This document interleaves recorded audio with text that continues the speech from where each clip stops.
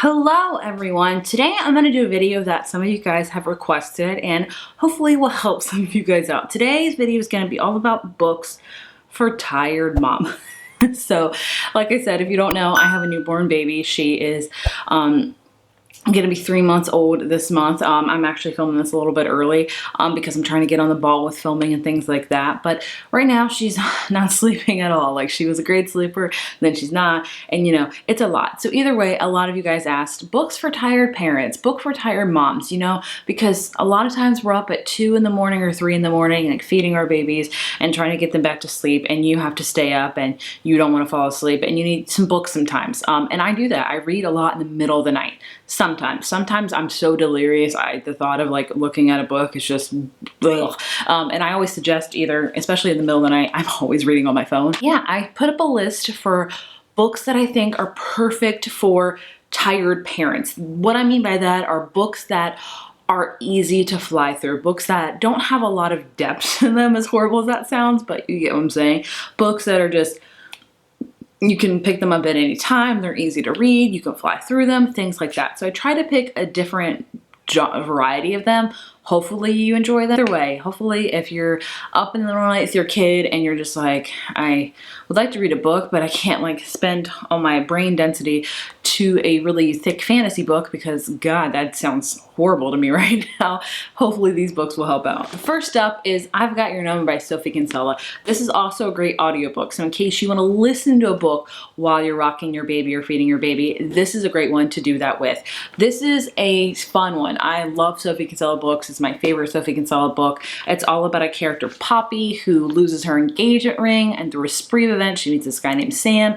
Things happen, and it's just a funny chick lit book that will make you laugh and it'll make you smile, and it's the perfect book to read in the middle of the night when you're like delirious and you need something to keep you up. This will do that, and it's a fast read. You're going to want to finish Poppy's story. You're going to laugh with her. It's just a good time. Since we're on the train of romance books, I thought I would talk about Josh and Hazel's Guide to Not Dating by Christina Lauren. This is one of my favorites by them. I picked kind of a lighthearted one. Most of their ones are lighthearted anyway. I would say, honestly, if you want to read any Sophie Kinsella book or any Christina Lauren book, you're good for like being up in the middle of the night. But this one's a great one. It's about Josh and Hazel, who are friends, and they really don't have a thing for each other. So they decide to set up dates for each other's, like for each other. And of course, the dates never go as planned, and Josh and Hazel get to know each other more, and ... you can guess what happens. It's adorable. It's fun. It's a fun romance read that will make you smile again and feel the romantic things. And again, it's perfect for in the middle of the night, not even in the middle of the night, in case you're just like, a lot of times I'll read when I'm trying to like rock the baby to sleep and for a nap time and stuff like that. And you know, you have the sound machine on, things like that, you know, babies. And I just will read like in the middle of the day. Those are great ones for that. So I'm going to talk about some thrillers in case romance isn't your jam and you're like, I want a quick thriller that'll get me through. The Guest List by Lucy Foley is not only short, but very, not entertaining, but it keeps you interested is what I should say. It's only like 300 pages, so you could really fly through this one. This is all about this wedding of this really kind of famous couple on this like remote island, I think in Scotland or something like that. And basically all these people go to this wedding at this inn and a murder happens. You don't know who was murdered and you don't know who murdered them. And so throughout the whole book, you follow a plethora of different characters and you're trying to figure out who did it and who died. And it's just really interesting. It's a fast one. It's going to keep you really interested and it's going to keep you guessing, and the ending is just, I love the ending so very much. But if you want a quick thriller to read, especially because we're getting, you know, we're in the thriller season, I'd say colder months of the thriller season, this one is great for you to read, and it's a fast one. Next up is one that is lengthy, but just bear with me, and that is The One by John Mars. This one is long. It's not super, it's like 450 pages, but the reason I put this on this list is because despite the length, it is a quick read. Like, you will fly through this book. I remember everyone recommended me this book and I was like, I'm probably not gonna enjoy it. It's a big book. It's a big book for a thriller, but goodness me, was I so invested in it and I flew through it like nobody's business. So in this book, we have this app that, or DNA or something like that, it's been a while and my brain's gone, that can pair you with your soulmate.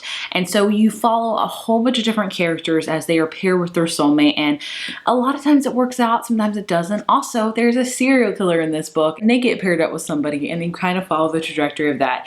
It reads like it's like a soap opera but thriller-y. Is that the right thing to say? But either way, I love this book. It is very long, but trust me, it is a quick read because you are going to fly through it because you're going to be so invested in all of the characters. And all of the characters have such short little snippets and chapters that you just would just go through them like nobody's business. So it is long, but trust me, it is a quick read. And another one that's a thriller that I wanted to recommend that I'm sure a lot of you guys probably have heard of is You by Carolyn Kepnes. I'm sure you know the new season just dropped not too long ago, like last month. And this is a great audiobook to listen to. Is it a great audiobook to listen to at 2 or 3 in the morning? Probably not, but in case that's your jam, go for it. I did listen to the audiobook and it's great. If you don't know what You is about, we follow a character named Joe Goldberg who is he works at a bookstore in New York, and he stalks this girl and he's obsessed with this girl, and murder happens, and the whole book is told from his perspective. So he's like, I followed you to the corner, I watched you, and it is creepy as mess. The audiobook delivers on that front. But gosh, the audiobook is amazing, and it's a great audiobook to read and to listen to, I guess I should say, in case, like I said, you're rocking the baby. If you don't listen to it at 3 a.m., I wouldn't blame you because it's really creepy, but it's a great thriller one. Would I recommend the sequels? No. That's just me. I read Hidden Bodies. It's one of my least favorite books of all time. And then I didn't even decide to read the third book in the series because I just didn't see a point in it. I'd rather watch the show. But You, the first book, is amazing and still stands to me today as one of my favorite thrillers of all time. You know what? I lied. I found another thriller book. This one's kind of like a satire thriller, and that is Finlay Donovan Killing It by Ella Cosmino. This one is a great one to listen to or read at 3 a.m. because it's not super scary. So we follow a character named Finlay who is a author, and she writes murder mysteries. And one day she's at a Panera with her agent, and she's trying to like mull over her new book to her agent, like, this is what's gonna happen, this is who's gonna get killed, da da da da. And so a woman overhears this and thinks that Finlay is a hired killer, and she leaves her a note like, hey, I want this guy dead, here's as much money. And she's like, oh, okay. And Finlay is like, she's not a killer, but she is a single mom of 2 and really struggling for money. So she's like, should I do this? And so the whole book is about that. It's very satire-y, very funny, not super scary in the slightest. So in case you really do want to listen to a thriller or read a thriller at 2 a.m. but you don't want to be scared the pants off, this is a great one for that because you root for Finlay, but you're also like, is she gonna kill somebody? It's a great one for that. Another recent romance book that I would recommend is The Love Hypothesis by Ali Hazelwood. This is a quick romance that I flew through in a matter of days. And this book follows a character named Olive who is a third-year PhD candidate, and she's like really scientific and stuff like that. I'm not really into science, so don't listen to me in that regard. But basically, she is trying to get her friend to go out with her ex-boyfriend because she doesn't like her ex-boyfriend anymore. She doesn't have feelings for him, but her friend doesn't want to go out because she's like, it's your ex-boyfriend, I'm not going to be that friend. And Olive is like, I really don't care, please go out with him because I could care less. And so basically one day when her best friend's like walking around, Olive decides to kiss this random guy to prove to her best friend that she's really over her ex-boyfriend. And who is the guy that she kisses? None other than like this kind of teacher advisory guy named Adam, who everybody in the whole college hates. And so basically they come with this idea to fake date and kind of go from there. I love a good fake dating trope. It is one of my favorites of all time. I highly recommend it. But this one is such a fast one, such a cute one. I love and adore it. Also right here, I'm not going to pull them out because it's a little bit too tedious right now, is any books from the Brown Sisters series by Talia Hibbert. Get a Life, Chloe Brown, Take a Hit, Denny Brown, or Act Your Age, Eve Brown. They are all really, really quick reads, quick romance reads. They each follow one of the Brown sisters, and they're just adorable. If you can tell, I guess the most books I'm recommending for you in the middle of the night are to like just quick reads that are for tired parents, are romance and thrillers, because I think I read those the fastest, honestly. So I hope that's okay.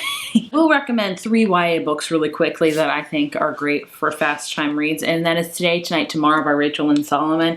This is about 2 characters that hate each other, that it takes place all in one night, or day I should say. It's like they're graduating from high school and they have this big contest, and basically they get paired together, and of course feelings emerge. It's a fun one. Also Tweet Cute by Emma Lord. I love this one. It's about 2 characters that again don't really have a lot in common, don't like each other, but somehow have to work together. Things happen. It's adorable. It takes place in New York, and it's about like kind of rivaling restaurants. It's fun. Also a classic, When Diplomat Rishi by Senna Menon. I love this one. Again, about characters that don't like each other, so I have a thing for that. These are all 3 really quick YA books that you can fly through. So if you enjoyed that, I hope it gave you some ideas for some books to read if you are looking for some fast and quick reads if you are a parent, because I'm in the same boat as you. Like I said, my kid is not napping or sleeping at all, so half the time I'm trying to get her to sleep, I'm like needing to like read something to like keep me up or just to keep me occupied, because I just don't want to sit there on my phone just like doing nothing. So I try to read, and it's a feat right now. I've maybe have gotten 2 books read in a month. So it's a lot. So I am in the same boat as you. We just have to remind ourselves that this is temporary. Sleep will come to all of us soon. Please, hope the Lord it does. But I would love to know any book suggestions you have for like quick and fast reads that you would recommend to parents that are just super fast, they can fly through, that doesn't take a lot of brain power and things like that. I would love to know.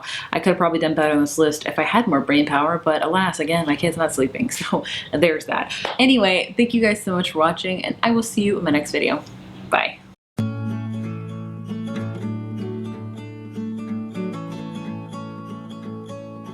Thank you.